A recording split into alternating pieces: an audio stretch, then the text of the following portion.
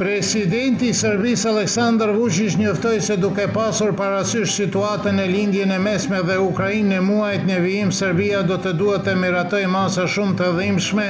për vendin dhe masa e parë është një ulje shtesë e aksizës së karburanteve edhe për 40% të tjera, në mënyrë që qytetarët të ndihen këto masa sa më pak të jetë e mundur. Presidenti deklaroi se furnizimi me naftë për Serbi nuk është në pikpyetje për momentin, por se çmimi i gazit është një problem i cili, siç njoftoi ai, do të diskutojë me presidentin e Rusisë Putin. Zyra e Shteteve të Bashkuara të Amerikës për kontrollin e aseteve të huaja lëshoi sonte një licencë të re të operimit për industrinë e naftës së Serbisë deri me 17 prill, e cila do të mundsojë që aktivitetet operative të kompanisë të kryhen pa probleme. Kryeministri i Kosovës Albin Kurti tha se Kosova po përballet me dy sfida: provokimeve të supozuara në kufi dhe rritjen e çmimit të naftës. Duke folur për ushtrimet e ushtrisë së Serbisë, Kurti tha se Serbia po bën këtë sepse, siç thot ai, e kuptoi se nuk mund të mbajë peng të gjithë rajonin për integrim në Bashkimin Evropian dhe se deri me tani kishte, siç tha ai, privilegjin që nuk mund të shkonte askund pa Kosovën. Dje Kurti reagoi dhe ndaj ushtrimeve të ushtrisë serbe në Bujanoc, duke akuzuar Beogradin për shfaqje agresionin, ndërsa KFOR-i njoftoi se ushtrime të tilla nuk përbëjnë kërcënim për sigurinë në rajon.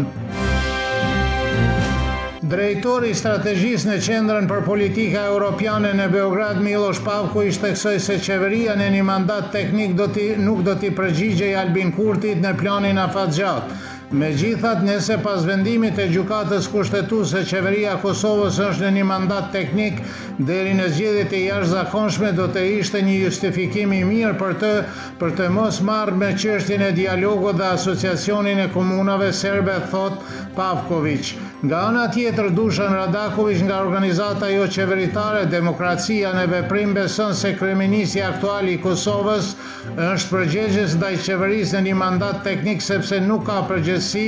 dhe as dialog me Beogradin, në të cilën, siç thot ai, Kurti do të duhej të golltiste një pillull të hidhur. Analisti Necmettin Spahiu thot se formimi i asociacionit të komunave serbe nuk varet nga fakti nëse qeveria e Kosovës do të jetë në mandatin e plot apo teknik. Kurti pret që asociacioni i komunave me shumicë serbe të formohet njëkohësisht me hapjen e misioneve të përhershme diplomatike të Kosovës në Beograd dhe të Serbisë në Prishtinë, që do të thot njohje de facto dhe de jure të Kosovës, tha Spahiu.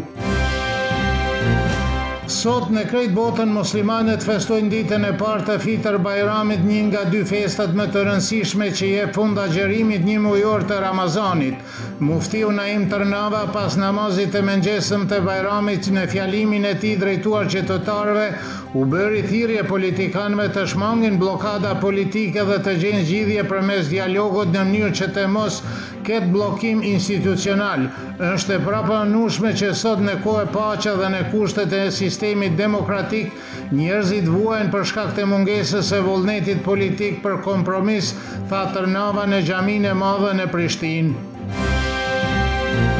Presidentja e Kosovës Vjosa Osmani uroi të gjithë besimtarët e besimit musliman për Fitr Bajramin. Ajo vizitoi muftiun Naim Tërnava, nga ku dërgoi urime besimtarëve me rastin e festës dhe shprehu shpresën se festa do t'i bashkojë të gjithë dhe do të rrisë solidaritetin, dhe i falenderoi diasporën për ndihmën që ofron qytetarëve të Kosovës. Kryeministri i Kosovës Albin Kurti vizitoi Bashkinë Islame të Kosovës me rastin e Fitr Bajramit, i cili tha se festa është një kujtesë për ndihmën që njerëzit duhet të japin atyre që kanë më pak dhe të janë në kushte më të vështira. Kurti theksoi në veçantë kontributin e muftiut Naim Tërnava.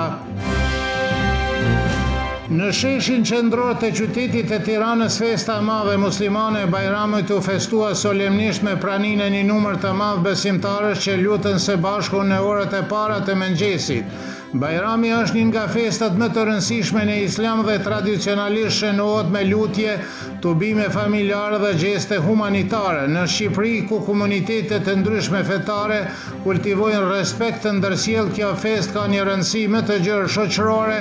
dhe ceremonia në Tiranë u zhvillua në një atmosferë paqësore dhe solemne. Moti edhe nesër në mëngjes do të jetë i ftoftë me ngrica të lehta, ndërsa gjatë ditës do të jetë pjesërisht me vranësira me intervalin me diell në shumicën e vendeve. Në pjesën perëndimore të vendit do të jetë i mundshëm rreshje të dobta dhe afatshkur të shiut. Temperatura më e ulët e mëngjesit do të jetë nga -1 deri në 5, kurse ajo më e lartë a ditës nga 10 deri në 15 gradë Celsius.